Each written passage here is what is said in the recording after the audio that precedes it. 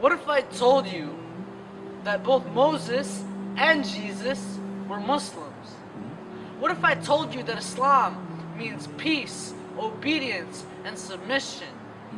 What if I told you that this life is just a test and Islam is just a continuation of Christianity and Judaism?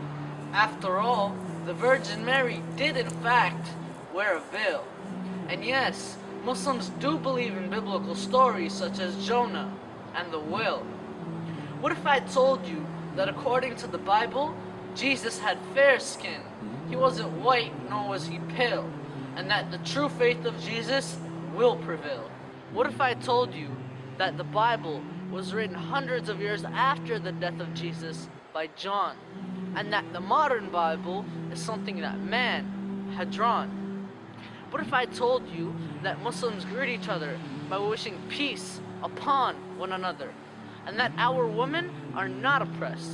We actually believe that heaven lies underneath the feet of one's mother, and that whoever you are, or wherever you come from, if you share my faith, I shall treat and address you as my sister or my brother, because Islam doesn't tell you to be a hater, it teaches you to be a lover.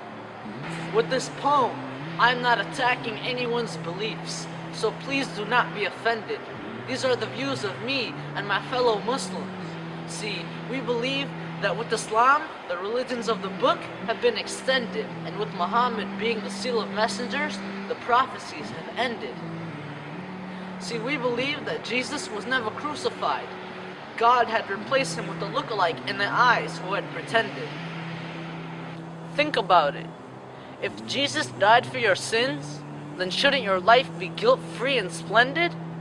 If that was the case, you would never be held accountable for anything you did in this life, which poses the question, what is the purpose of this life but a test?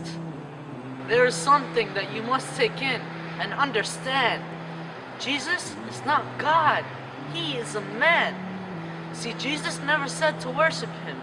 That is something that he would have hated and despised. Because how could the Creator and the creation even be related? See, that is something that can't even be contemplated. We too believe in his return. He is awaited. And when he does come back, all of these lies about him will be deflated. Like how people say he was crucified when he was actually elevated. In the Bible, Jesus was said to be a prophet. So how can one be a prophet to himself? See, Jesus never claimed to be divine.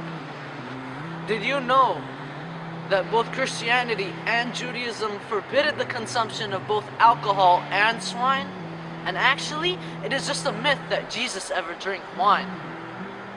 See, because the Bible we have today was modified in order to fit into the ways of mankind. But that is wrong. We shouldn't change the words of God to fit our ways. We should change our ways to fit the words of God. I love Jesus. Don't get me wrong. In fact, he is one of the most quoted prophets in the Quran. So I suggest that you research this matter so you can pass this test. So do yourself a favor and abolish your hate, because when the sun shines from the west, it'll be too late.